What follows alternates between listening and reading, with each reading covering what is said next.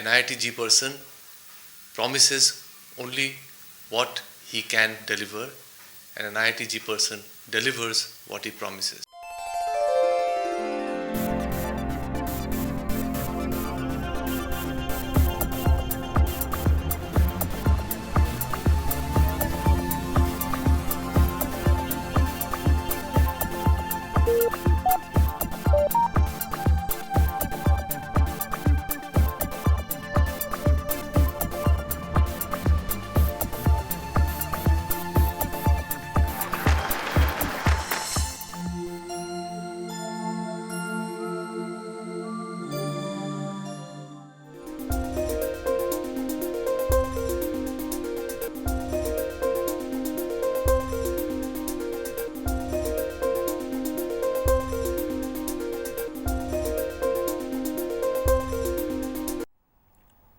Friends, welcome you all to this new topic, it's a pipe flow. In fact, till now we were discussing most of our topic that were related to open channel flow. But today we will be starting our new topic, that is pipe flow. As we know that water in the nature we find that these are flowing through open channel, that is rivers, streams and all. But when we come to man-made things, suppose we are trying to carry water from one point to other, or maybe any other fluid when we try to carry from one point to another point, like say it may be oil, it may be water, it may be any kind of fluid, then many a time we take help of the pipe, that is we carry those things through pipe. Well, of course, when for carrying water into the agricultural field, we use canal, that part we have already discussed. But when we try to carry water through some closed conduit, that is, suppose we do not want interaction of that water with anything outside, then mainly we prefer this sort of pipe flow. And there are some other advantages, of course, by carrying water through pipe flow.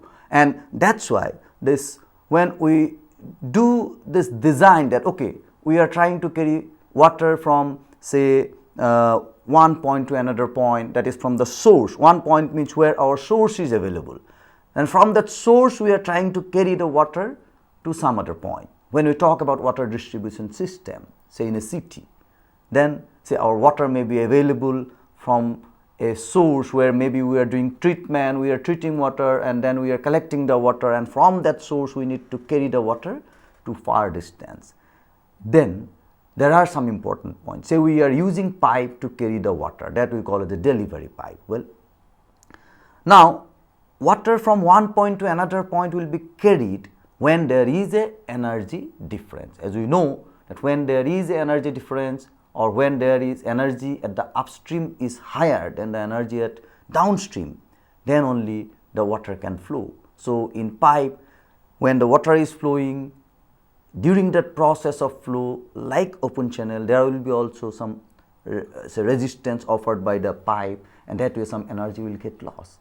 And in that process, the available energy will gradually reduce. And if we do not design the pipe in a proper way, then our intended purpose, suppose we thought that water will be carrying up to a certain point, the water may not be receiving that point because water will not reach that point because say required energy may not be available. Similarly, some other problem may arise, like say when as we know that water in the pipe flows in full flow, it always flow full, means there say in open channel flow, the fluid flow as under atmospheric pressure.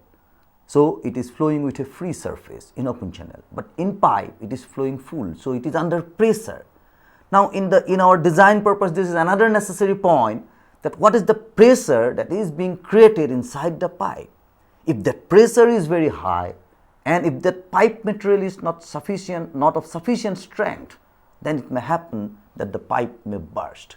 So for all those design activities, we need to know the hydraulics of pipe flow, and that's why we will be starting this topic, that pipe flow, what are the losses there, and how we need to design this sort of pipe flow to carry our water from sources to our required destination. Well, then just to recall what we did or what are the relevant topic that we have discussed earlier. Well, say if we just recall our very first class of open channel flow, there itself we did discuss what are the differences of pipe flow and open channel flow. In fact, there we did discuss a lot of things about pipe flow also, although our basic objective was to discuss open channel flow. And at least just now, as I have mentioned that point, that major difference between open channel flow and pipe flow is that in open channel flow the water flow under atmospheric pressure, and in the pipe flow the water flow under pressure. That is one of the major difference that we could see. So, if you refer to this slide, I am just pointing out that in pipe liquid flows under pressure. This is one of the important point. And then so far this hydraulic gradient line is concerned, say in open channel flow we did draw our hydraulic gradient line. In fact, hydraulic gradient line in open channel flow is nothing but the surface of the water. But here we do not have a surface of water because the pipe is flowing full. So, we are not having a free surface. So, what will be our hydraulic gradient line? That we need to know. Just we are repeating what we did discuss in our very first class of open channel flow.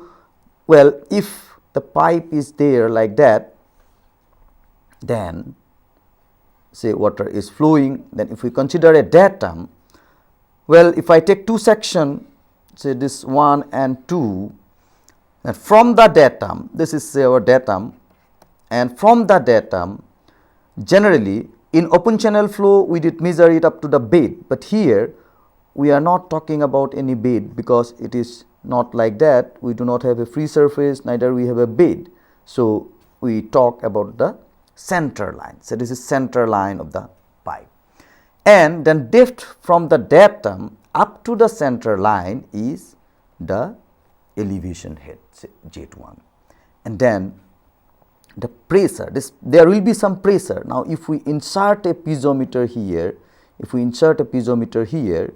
then because there is pressure, water will start rising in the piezometer, and it will go up to that height where say pressure at this point will be just balanced by this height. It will be just balanced by this height. So, this height we call as P, that is pressure by W, P by W. Okay. So, this is the difference between open channel flow and the pipe flow, and above that you will be having the velocity head. If the flow here is having velocity v, then the energy due to velocity is same v square by twice z that we can have. Well, if the section is 1, we are marking here 1 and 2. So, for the 1 we can put P1 by W.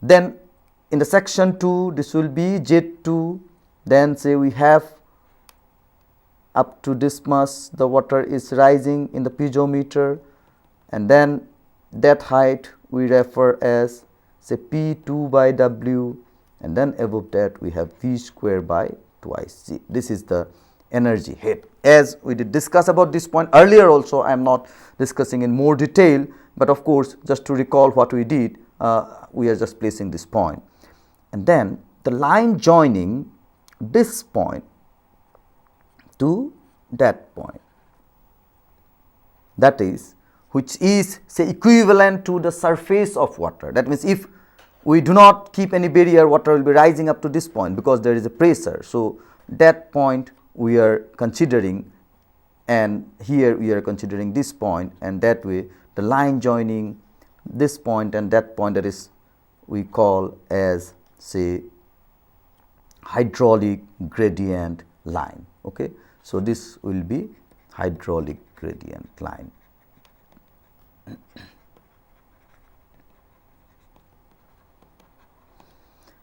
And the head, if we join this total head, means energy, total energy, then velocity head is also coming. Then if we join these 2 points, then this is the energy gradient line, energy gradient line. Okay.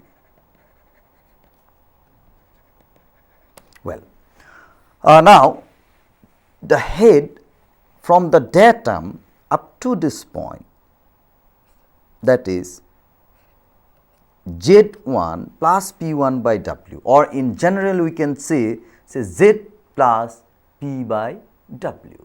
This Z plus P by W total is called piezometric head. Okay. So, what is piezometric head? Piezometric head is equal to Z plus P by W.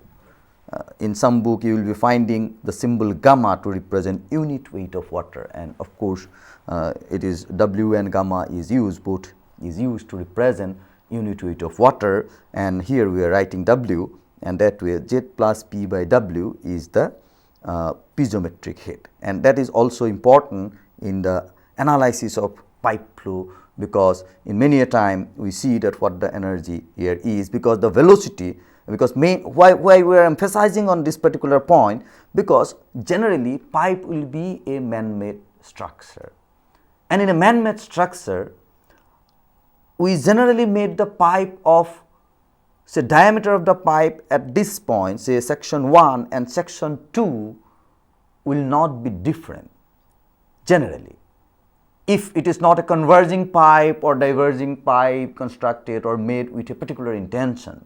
Otherwise, for normal pipe, as you see, the diameter between 2 points will be same, that is it flows with a uniform diameter. Now, when it is flowing with a uniform diameter, the point is that discharge flowing through the pipe is constant.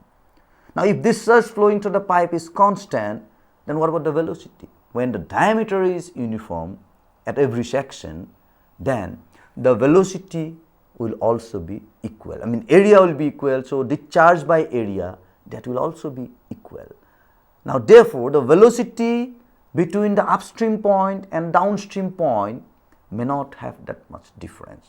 Well, now if it is not having that much difference, main energy difference is coming because of Z plus P by W, and that is why this piezometric head, what is available at upstream and downstream, is more important here.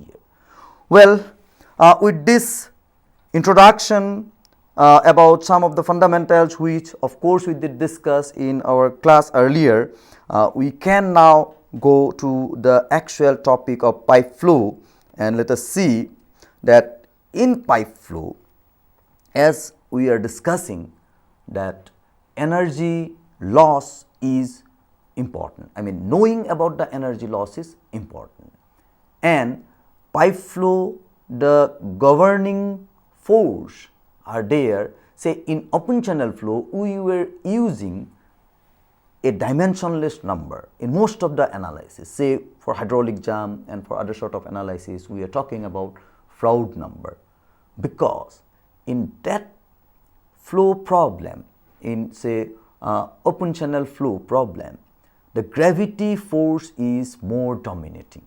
Well, but in pipe flow, the viscous force is more dominating, and that is why we talk about Reynolds number here. In most of the analysis, we will be using the Reynolds number, that will be playing a very important role, a Reynolds number. So, that is why it is important. And how it came, basically, first Reynolds, the scientist Reynolds, Osborne Reynolds, in 1883, he first demonstrated that there exist two types of flow in pipe.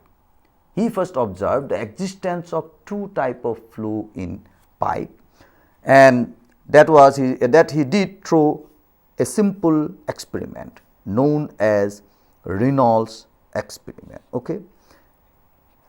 Well, when he was conducting this experiment, this Reynolds experiment, it is like that he was using some dye, some color, pigment, and then that dye was put, so water was flowing through a pipe, and then he allowed the water to flow through a pipe, and he had the device that he can increase the velocity, he can decrease the velocity in the pipe by controlling some valve, and then he applied some dye, and that dye shows the path of the fluid particle. Well, so when the flow is occurring through a pipe, if a dye is just added in a small quantity at a particular point, if the flow are flowing in a laminar way, that means in a lines, the streamlines that are flowing through the pipes are parallel, then the dye will also be seen as a straight line.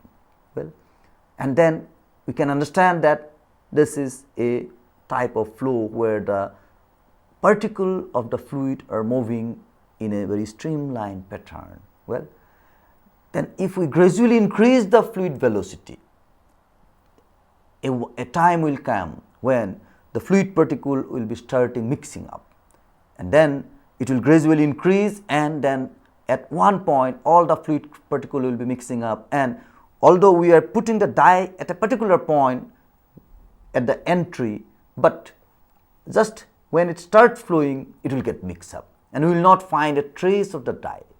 So that indicate that, well, up to certain velocity the flow, after certain velocity the flow is behaving in a different way. Of course, although I am saying that it is a certain velocity, but well, in the experiment we can find that velocity we are increasing and then it is happening. But velocity is not the only point, which influence this sort of change in flow pattern. Because say with that velocity, suppose in a particular velocity, in a particular diameter, we are finding that okay, the fluid is getting mixing up, but the same velocity if we allow to move with a very small diameter pipe, then we may find that okay, that sort of mixing up is not happening. That means it depends on the diameter of the pipe also. Again, suppose the same velocity is flowing, water is flowing with the same velocity, and at that velocity we are finding that it is getting mixed up, water is getting mixed up. But in place of water, if we replace this water by oil of high viscosity, then we may find that yes, the flow is not getting mixed up. So it indirectly means that if we just say the index as velocity, if we just define that if the velocity exceeds this particular value, then it is a different type of flow where it is getting mixed up, which of course we can name now, because we have already discussed in open channel flow also that there are two type of flow: laminar, where the flow particle moves in lamina, or say fluid moves in lamina. Here we can say the streamlines are moving parallel to each other. That type of flow we call as a laminar flow. And when these streamlines get mixed up, and then we call that flow as turbulent flow. Well, now if we just define that beyond this velocity flow become turbulent, this will not be sufficient. So Reynolds did this experiment, and he did use a non-dimensional number Re, which we know that what Re is. Re means that is the Reynolds number. Well, he did use this non-dimensional number as index to show that up to certain limit of Re. Well, if you just forgot the expression for Re, we can write it is rho V, okay, let me write L by mu. Rho V L by mu is the Reynolds number. But this L is not the length of the pipe. This L basically in Reynolds number, we use this L as characteristic length. Now what is meant by characteristic length? Say in case of open channel flow, we can use to represent this characteristic length hydraulic depth or hydraulic radius sometime. And in pipe, to represent this characteristic length, diameter of the pipe is considered. Well, so this is written basically in pipe flow always as rho V D by mu. So D is the diameter of the pipe, V is the velocity of the pipe, rho is density of the fluid that is flowing through it, and mu is the viscosity. Mu is the viscosity of the fluid. Well, so all these, if we just combine, this forms a non-dimensional number, and that was used as index to indicate whether the flow is laminar or the flow is turbulent. Well, so and what he could observe that up to certain limit of Re, the flow remain laminar, and beyond a certain limit of Re, the flow becomes turbulent. And what is the range? that range of Reynolds number, he could observe that when this Reynolds number is less than 2000, up to 2000, that means Reynolds number up to 2000, the flow is laminar. Okay. This is different from what we did discuss in open channel flow. In open channel flow, we could find that when Reynolds number is less than 500, then the flow remain laminar. But in pipe flow, when Reynolds number even up to 2000, the flow will remain laminar. Well, and then when Reynolds number is, this is the limit or limiting value in the lower side. Below this point, it is laminar, and then if it exceeds this value, then flow will not be laminar. Flow will no more remain laminar. We are not saying that when the Reynolds number of the flow exceeds 2000, then the flow will become turbulent. We are not saying that. What we are saying that when the Reynolds number exceeds 2000, flow will no more become or no more remain laminar. Well, then there is an upper limit again. When Reynolds number is greater than 4000, then the flow become turbulent. Well, though these limits are given 4000, 2000, but experimentally when we observe, we can have some difference. Again, some author gives that these ranges are a little bit different, but anyway, we can just follow that this is the order of Reynolds number at which the flow up to which the flow remain laminar, and beyond which the flow becomes turbulent. Well, that means between 2000 and 4000, what we will call that? Well, this is lower limit and this is upper limit. Upper limit in a sense that beyond this it is turbulent, lower limit in a sense then below this it is laminar, and in between, when the Reynolds number between 2000 and 4000, this range we call as transition flow. Okay. So, Reynolds number, if it is say less than 4000 and it is greater than 2000, that range we call transition. Okay. Now, these Reynolds number, why we are discussing here the ranges, the laminar and turbulent, what is the significance of that? Because based on these Reynolds number, we will able to say whether the flow is laminar or it is turbulent. Now, what benefit we will be getting by saying so? The very basic intention is that if the flow is laminar, then the resistance offered by the flow or offered in the entire system to the flow will be different from that when it is turbulent. That means, what we can say significance of type of flow, that is the resistance offered to the flow. In fact, the energy loss, when we are saying that resistance offered is changing, then energy loss is also changing. So, energy loss is our main important issue. Now, energy loss will be different if the flow is laminar, energy loss will be different if the flow is turbulent. And so, for calculating those things, for engineering those issues, we will be having different equation for laminar flow for calculating loss, and we will be having different equation for turbulent flow. Well, let us see how these things varies. Well, frictional resistance, first let us talk that flow from one point to another depends on the difference of energy level between these points that we have already explained. And then the pipe boundary, now resistance, okay, energy level between this point, and what is energy level that we have already explained. The pipe boundary and the fluid viscosity, as I am saying that viscosity is important here. So, the resistance offered is not only coming from the pipe boundary. In fact, in some cases the boundary friction is not that much important. Rather, the friction or resistance offered due to viscosity, that is the resistance of part due to shear stress between different layer within the flow, is more important or more dominating sometimes.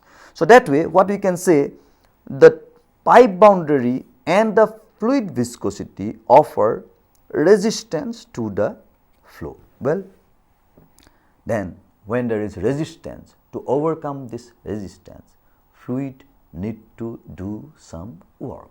Well, so when the fluid is doing some work, that means some available energy,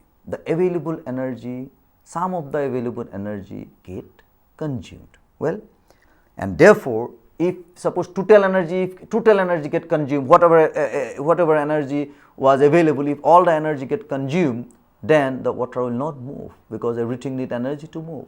So, there will not be, suppose energy at upstream and downstream become equal, then there will be no flow. Like current, say if there is no voltage difference, there will not be any current flow. Like that, in case of water, if there is no difference in plasmatic head or say total energy head, then there will not be any flow. And that is why this is important. Therefore, estimating head loss in the pipe is of great importance, and that is why we will be discussing first in this topic of pipe flow how we can estimate the loss due to this friction or due to this viscosity, I mean in different type, how we can estimate the losses. That is very, very important.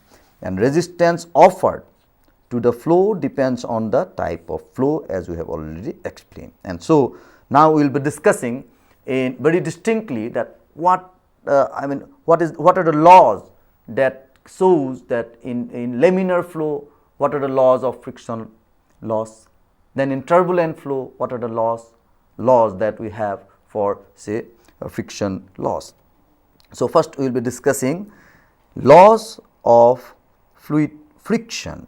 What are the laws that we need to see? The laws of fluid friction for laminar flow. Well, laws means how these laws are being drawn.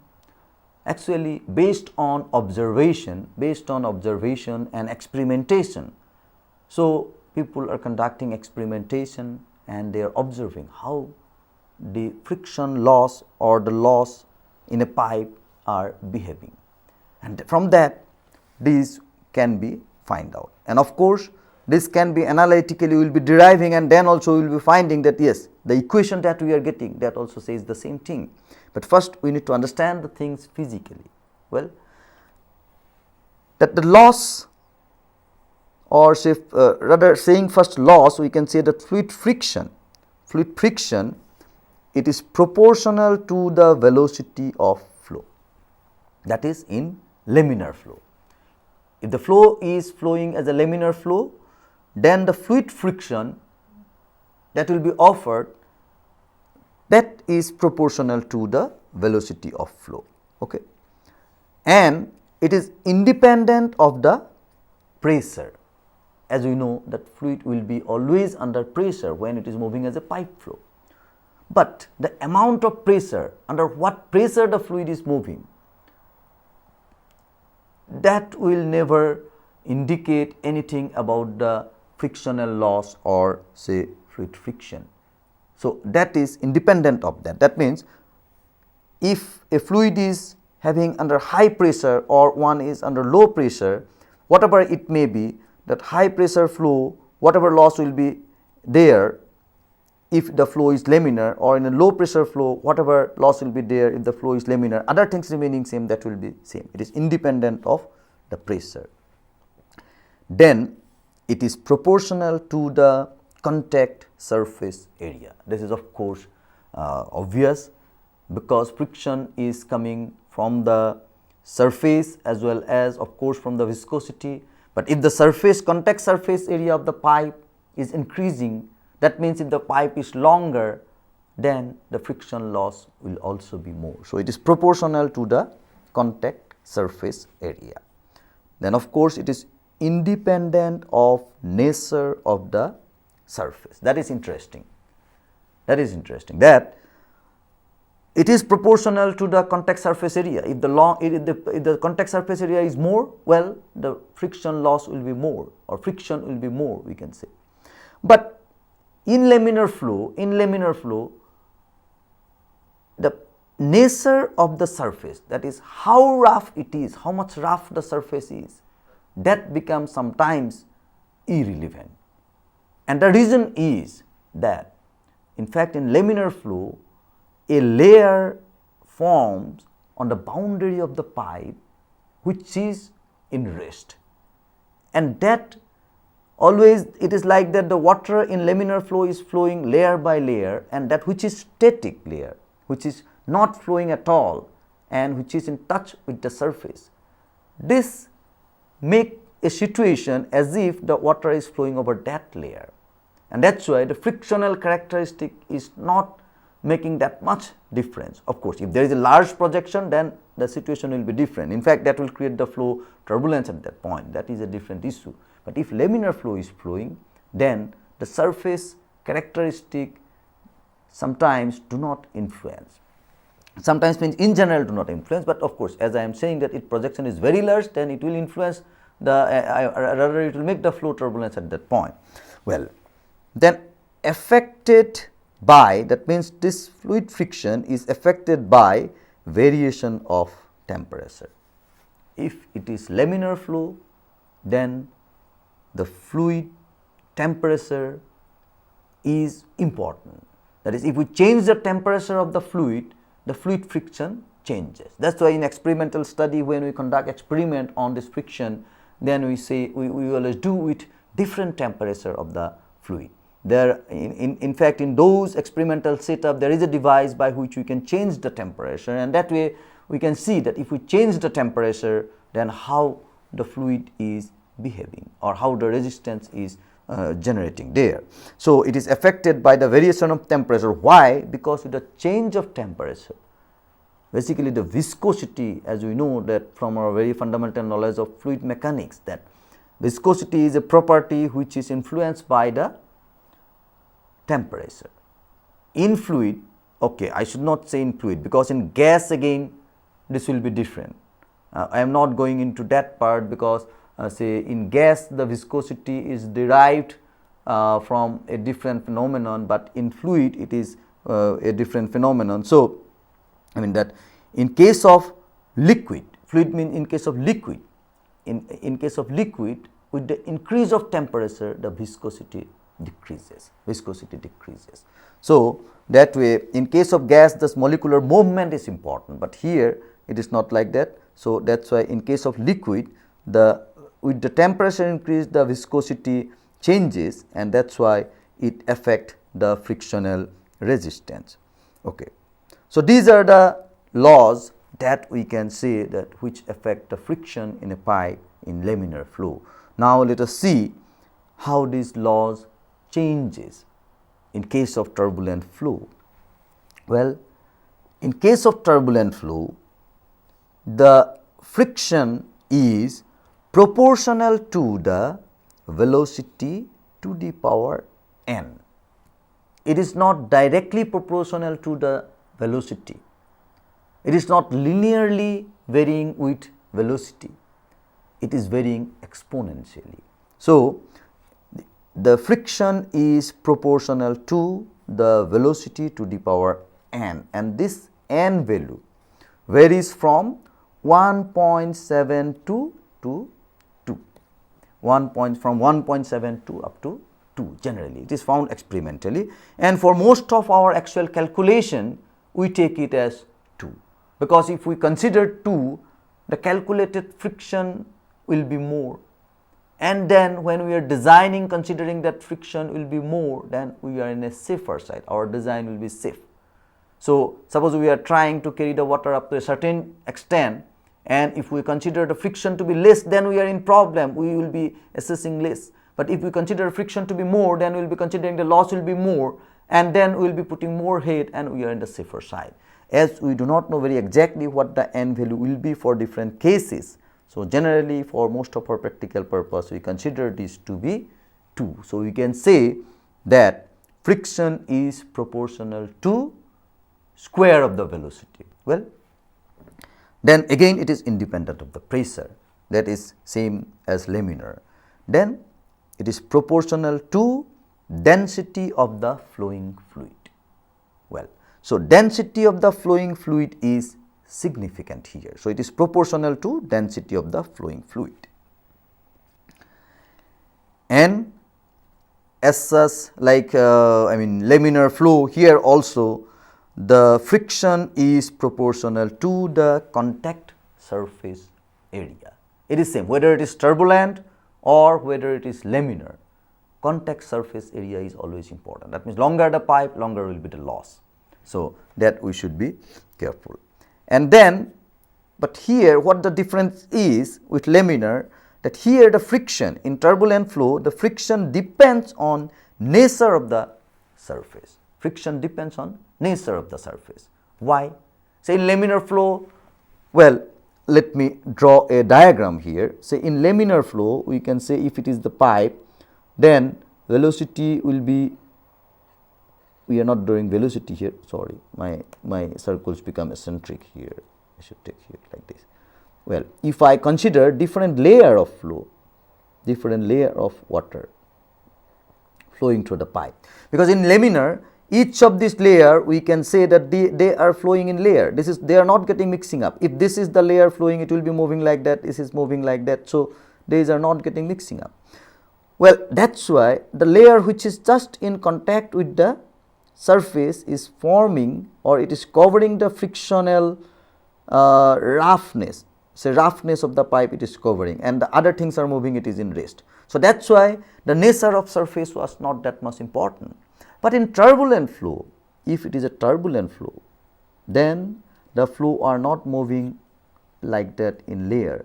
Say it is just moving as a single flow. Once this particle is here, this next moment can go here. Once the particle is here, this next moment can come here.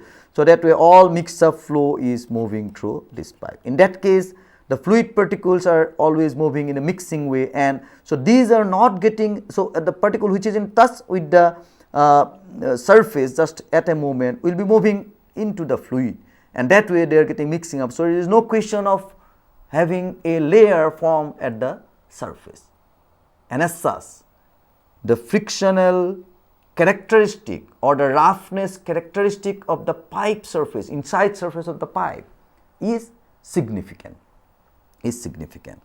and that is why it depends on the nature of the surface. That is why, say, when we will be getting the equation of friction for turbulent flow, we will be finding that yes, this roughness parameter is coming. But when we get a equation for friction in case of laminar flow, then we will be finding that there is no such parameter. The friction parameter, the roughness parameter is not coming.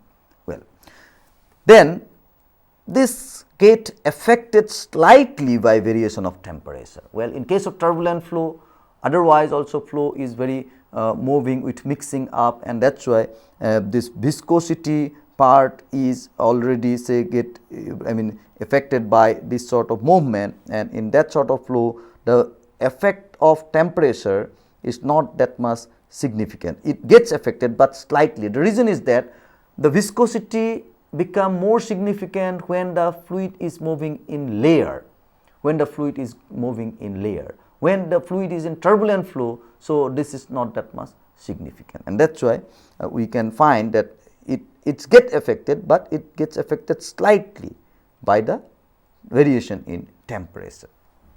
Well, so these are some of the laws or some of the facts that is being observed by the investigator through experimentation, that how the friction get influenced in laminar flow and in turbulent flow. Well, here we are just mentioning, and we are always drawing the pipe. Whenever we talk about pipe, we draw a circle or we draw a cylindrical pipe. But we should keep in mind that pipe not necessarily mean that it should be a circular. Of course, for our advantage, because of many other advantages, we go for circular section, but sometimes the pipe can be square also. There is no restriction, in fact, that pipe should be circular. we can have a square pipe also. In fact, in some of the experimental setup, we find that putting square pipe is advantageous for some of the experimentation. So that way, square pipe can also be there, but for practical purpose, as we know that for handling and as some of the things are better here, so in circular pipe we go for circular section. But I mean, on principle, if the flow is moving full, then this become a pipe flow. If there is a free surface, then only it is a open channel flow. Say when we talk about rectangular section, suppose below a culvert water is flowing. Below a culvert means in that portion it is a rectangular section. So till the point when we have a free surface flowing through it, this behave like a open channel flow. And then if we analyze the flow there, we will have to apply the principle what we have studied already, friction loss or whatever it is that we need to study or that we need to apply considering the theories and all that we have already got for open channel flow. But say during flood time, if the water level increases and suppose the culvert is there and the box was there, but it is becoming full, and in that case once it become full, we should not allow or we should not rather consider that to be as a open channel flow, and we should not use those equations that we have already learned in open channel flow.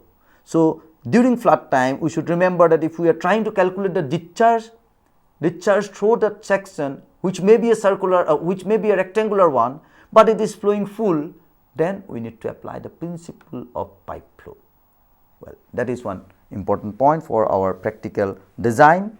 And with this, we can now move on to some of the issues that are required, some of the facts that we need to know for calculating the head loss in laminar flow. Well, one point that we need to know is distribution of shear stress. Well, say this is a pipe which is, again I am drawing it a say circular here, okay. This is a pipe and it is carrying say water through it. Well, and then at different level, if it is, well, first we are discussing laminar flow. As the flow is moving as layer, so at different level, say this is one layer, this is another layer, like that, at different layers, the shear resistance will be different, and that we call as a shear stress. So we need to know what is the shear stress or how we can have the shear stress expression. The maximum shear stress will be, of course, at the side, So this is here the maximum shear stress can be. So if we say that this is the maximum shear stress at that point, then if we draw a graph, suppose let me draw a graph, suppose this is one axis I am drawing, and at that axis if we draw shear stress, if we plot the shear stress value, this will be say maximum shear stress that we will be getting here. So I can write this is the tau max, and then shear stress as we come towards the radius, towards the center line, this is the center line, this will reduce, and then we do not know how much will be the shear stress at this point.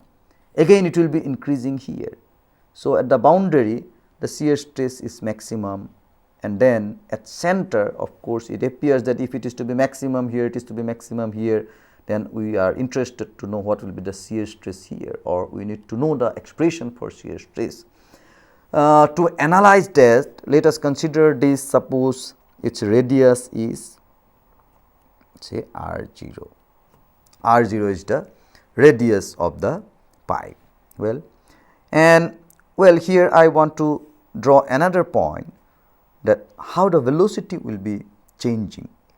Well, we will be discussing that later, but just here I want to draw that if I plot a velocity diagram, then it will be like that. Well, I am now removing this one, of course, just you remember that this is a circular section we are drawing. So now velocity if I plot, here the velocity is 0. At the side the velocity will be 0. Shear stress is maximum here, the velocity, but it is 0. At 0 means not only at this point, if I draw anywhere the velocity is 0, and velocity will be maximum at the center. That is obvious that in a pipe, if we see that velocity will be maximum at the center, and then it will be gradually changing like that, it will be gradually changing like that. Okay. And our velocity diagram maximum point is suppose up to this point, and that distance is representing the maximum velocity, say V max, maximum velocity. Okay. Well, now to analyze how this shear stress is changing, how this velocity is changing, to have all those, what we can do. So, let us take a fluid element. Say length of this fluid element is delta x. Let us consider a small fluid element, and say radius or the distance up to this fluid element be r. This is r0 and that distance is r. Well, and of course, we can consider that this is at a distance of y. That may not be required here, but anyway. Well, now let me draw this fluid element in a bigger dimension here. Well, I am showing that this is circular here. I am showing that this is circular here. The same fluid element, this small fluid element, I am drawing it in a little larger dimension.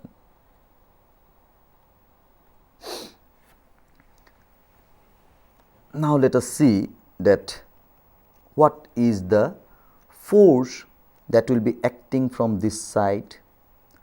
In this fluid element, everything will always be in a balanced position. We are considering that this is moving in a balanced position or balanced condition. So, we can try to see that what will be the relations between different parameter in case of dynamic equilibrium. Well, we are talking about a steady state. We are talking about a steady state, that is acceleration is equal to 0. There is no acceleration, it is moving as a steady state. And in that steady state condition where acceleration is equal to 0, then we can say that it is in dynamic equilibrium, and that is why it is moving with uniform flow velocity. And in that condition, what will be the equilibrium equation? Well, now if say shear stress at this level, if we write as tau,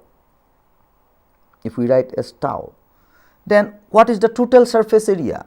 What is the total surface area? Shear stress means it is the resistance force per unit area, resistance offered per unit area. So, if that is tau, then we will have to get the total shear stress in this direction, shear force in this direction. What will be that? So, tau multiplied by the contact area. So, what is the contact area? This diameter, this radius is r. So, it will be say twice pi r is the total perimeter length. Perimeter length is twice pi r. And then we are already writing that this length is delta x. This length is delta x. So, twice pi r into delta x will give us the total area of this small cylindrical element. So, what will be the total force? Shear force rather, which is acting in the opposite direction, which is opposing the flow, that will be the shear stress tau into twice pi r into delta x. Well, so that we are having as resistance force. Then what are the other forces acting on this fluid element? One is that if we consider the pressure at this point as P, then this pressure, suppose pressure at this point is P, then P multiplied by the area, sectional area. So, that will give us the pressure force from this direction. So, area is equal to pi r square and the pressure at this point is P. So, P pi r square. Now, of course, there will be a pressure force in the other direction also. Now, if the pressure force from the other side, we can write in terms of say gradient, pressure gradient, if we say that pressure from here to here is changing, that means from upstream to downstream is changing, and the pressure gradient if we write as dp dx, then what will be the pressure at this point? Say P plus pressure gradient means we are talking about with x, with downstream direction with x, how the pressure is changing. So, if it is dp dx is the pressure gradient, then at a distance of delta x, the total change in pressure will be dp dx into del x. Del x is the length of this portion.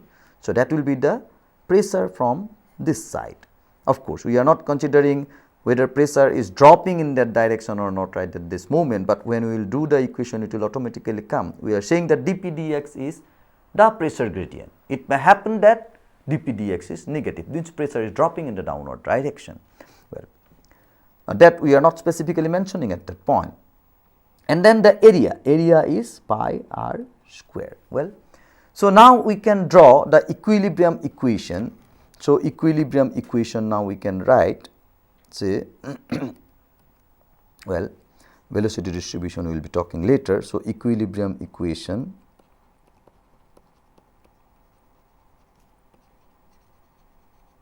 just we need to equate these forces from this direction and that direction. So, we can write P pi r square minus P plus dp dx into delta x into pi r square minus, this is also opposing the opposite in the opposite direction, this shear stress. So, shear force. So, tau into twice pi r into delta x.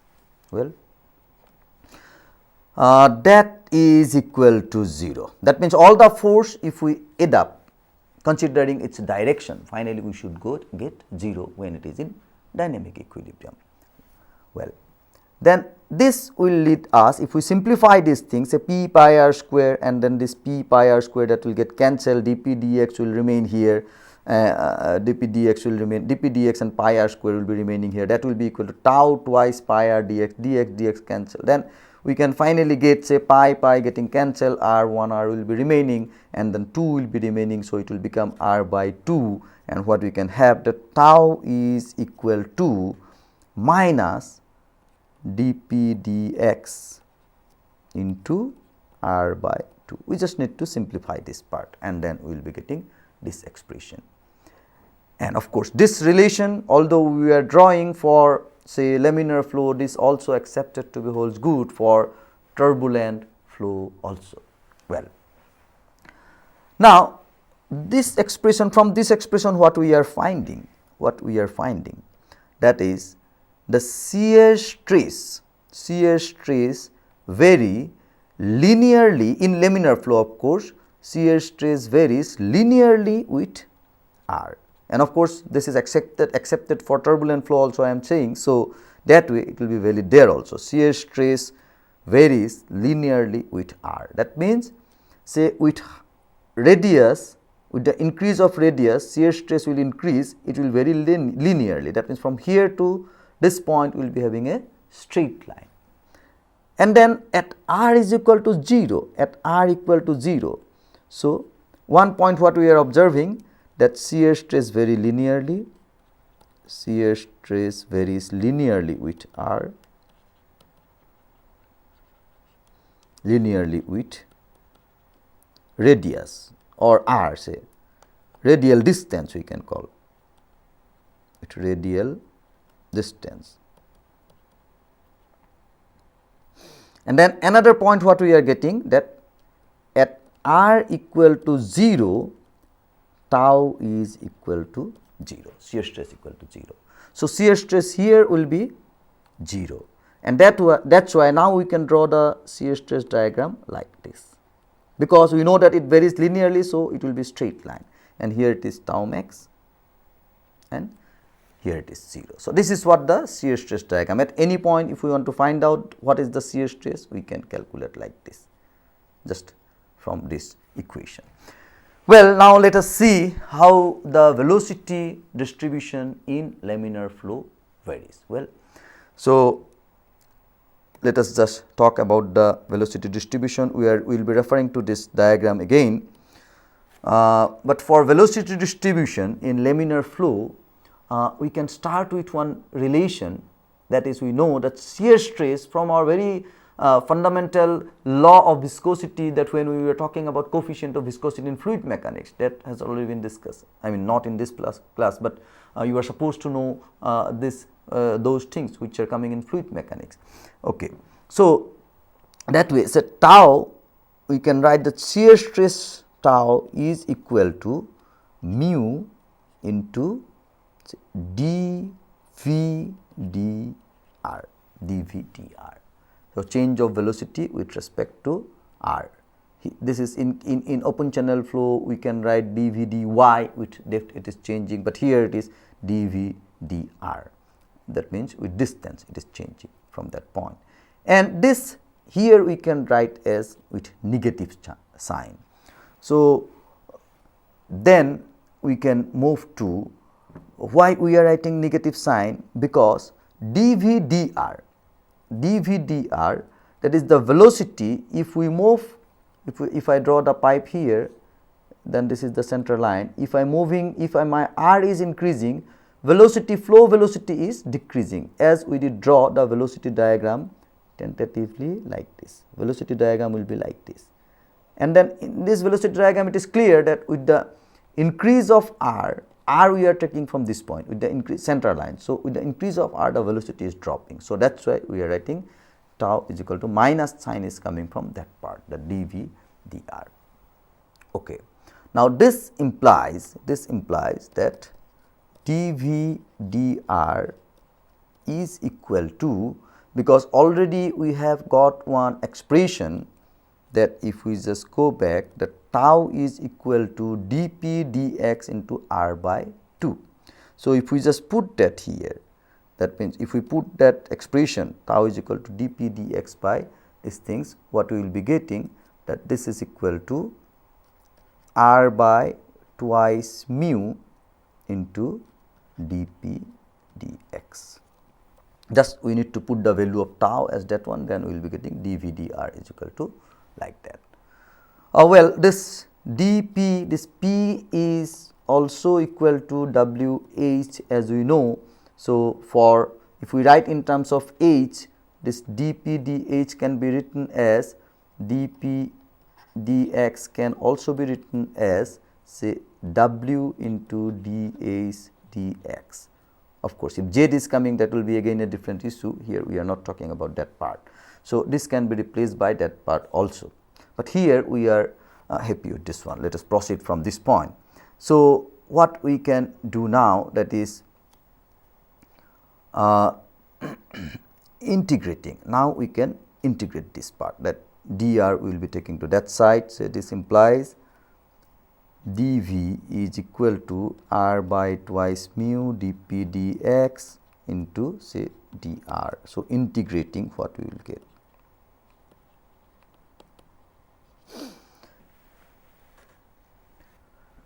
Well, so integrating this expression, what we will be getting, that V is equal to just integration of this one. So, it is r square by 4 mu and dP dx, dP dx. Okay. So, then a constant of integration will be coming C, but we need to know what this value of C will be. For that, we need to take help of boundary condition. Well, now what is our boundary condition here? Say, when we are talking about velocity V, at the boundary this will become 0. At boundary, what is our r value? This will become r0. From here, if we go, this become r0. So, at r equal to r0, our V is equal to 0. So, with that boundary condition, we know that r equal to r0, V is equal to 0.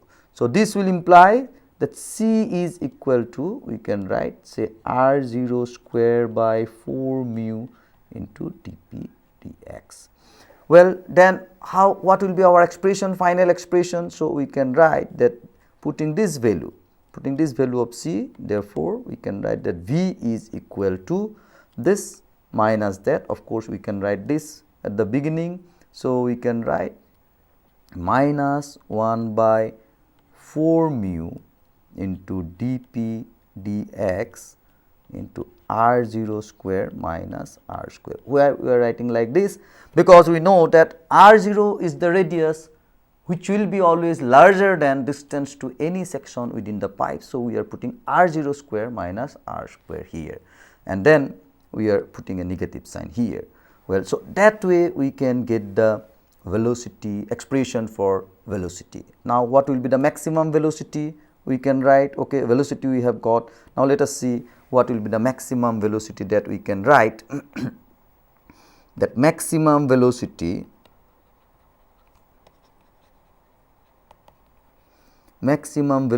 say V max, and maximum velocity will be getting, as we can see this expression, when our r will become 0, that will become say maximum velocity. So, we can write the maximum velocity expression as 1 by 4 mu and minus dp dx, the negative sign we are bringing here, into r0 square. So, that is what the expression. And as we remember that earlier we were putting dp dx straight without considering or writing that as a positive, but in reality dp dx will become negative because the pressure will always be dropping in the downward direction. But we did not consider when we started the derivation, as we are not considering that condition, that dp dx, we are writing positive, but in reality the velocity will be, the pressure will be dropping in the downward direction. So, it is finally coming as negative, and that negative sign will make the entire things positive. So, that will give us the V maximum. Okay, the value will be dp dx coming as negative. So, this minus sign, ultimately V max will be getting as maximum at this point. Well, then of course, we can have a relation between, say what is the relation between, or say we can say velocity at any point in terms of, say velocity at any point, or rather at any distance, in terms of say V max, that we can write now straight away, that is V, that means V at any time is equal, if we know V max, which in real condition also we can measure, say V max at the center, if we measure, then we will be getting the V max into 1 minus r square by r0 square. Well, so just V max by V, if we do, both the equation are remaining in different field. You can observe this equation, and you can see this equation. If we divide this by that and taking r0 common, if we bring r0 common here, this will be 1 minus r square by r0 square. So, that r square and this other part will be getting cancelled, and this will remaining. So, that way we can get what the expression for V is. Well, now we can talk about average velocity. What is the expression for average velocity? Okay, what is average velocity? Say when we talk about this pipe, if we see that this is the velocity distribution diagram, it is almost triangular, and then we know that this area is equal to pi r0 square rather. This area is equal to pi r0 square. Well, so if it is pi r0 square, then the total discharge will be equal to, say discharge is equal to, say just to explain that, it will be, suppose if I consider a small area, and at that small area the velocity is this much. So, in unit time, how much discharge is flowing? This area multiplied by this velocity. So, that is the total discharge flowing. Okay. So, that means area into this velocity will give us the discharge. So, that way if I consider another small area, this area into this velocity will give us the discharge. That way if I consider all the smaller area, then we will find that this will give us the discharge. That means, what indirectly means that if I consider all the area, the entire covering area, that is the triangular area, what we are getting, nearly triangular area, that will give us the discharge. So, discharge Q, we can write that this is pi r square. So, what we can write, discharge Q is equal to, See, this triangular area means half of base into altitude. This base is equal to pi r square. I mean pi, it is conical basically, pi r square, and it is into height. So, half of pi r0 square into the height means we are talking about V max. Height means we are talking about this V max. This is the height. Okay. Well, so let me put, say this is the V max here. Well, so this discharge Q is equal to half of pi r square into V max. Now we are interested in average velocity. If we talk about average velocity, then average velocity again we can have in terms of average velocity, what we can have in terms of average velocity, we can write the discharge as, say, Q is equal to average velocity V average into the area. Area is equal to pi r0 square, and these two must be same. So, from that, this is, say, if it is 1, this is 2. So, 1 and 2 implies that V average is equal to this divided by, say, half of pi r0 square V max divided by pi r0 square. So, this is equal to half of V max. So, that is, of course, we have done some approximation here, but still we can get very conveniently that average velocity is equal to half of the V max. Well, so that is how we can get an expression for average velocity. Now, considering this equation, or now using the expression for V max here, V max already we have one expression. So, we can write V average is equal to, say, half of V max, that we can write as, say, 1 by 8 mu, that means from this expression 1 by 8 mu, and other part will remain same, 1 by 8 mu minus dp dx into r0 square. So, this is the expression for velocity in pipe, because when we are writing V as a velocity at any section, we must write about the average velocity. So, though here we are writing average velocity, from this point onward, when we will be talking about velocity at a particular section V, means we are meaning the average velocity, because for calculation of discharge also we are using the same velocity, and that way it will be convenient for us to have all other discussion in that line. And from this point, what we can do, that V average is equal to this part, well, then this lead us to one expression which is called Hagen-Poiseuille equation, which is of quite important in, quite importance in our study of pipe flow.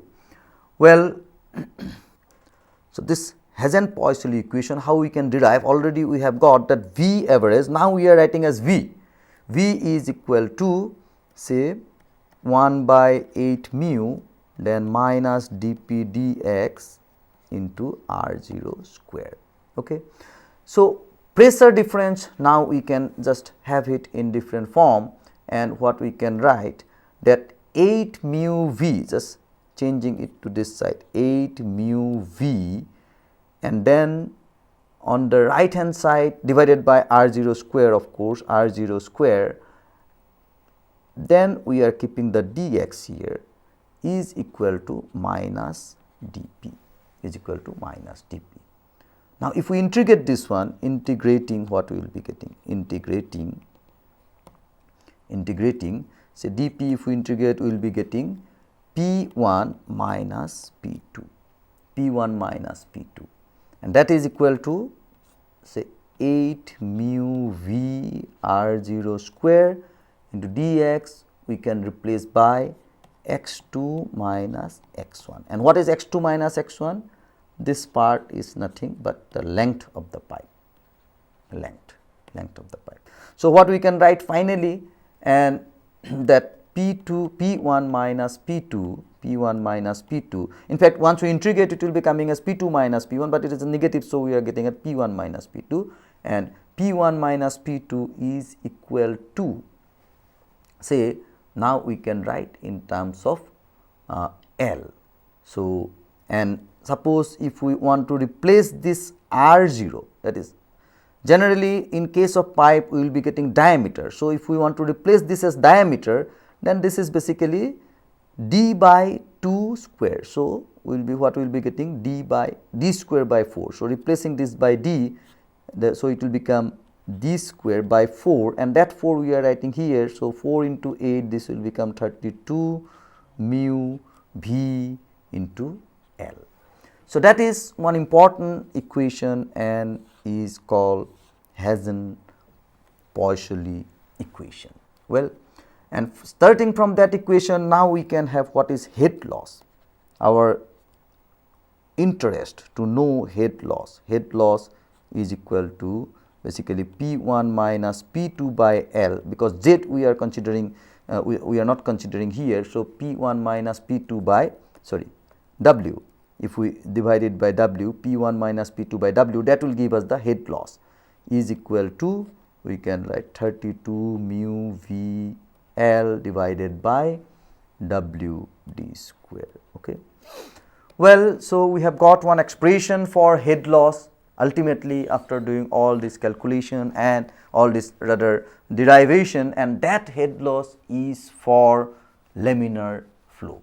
We will be discussing further more on that, and we will see if it is turbulent flow, how we can have the equation for head loss, and can we have a general expression which can be used for calculating head loss in pipe. That will be see in the next class. Thank you very much.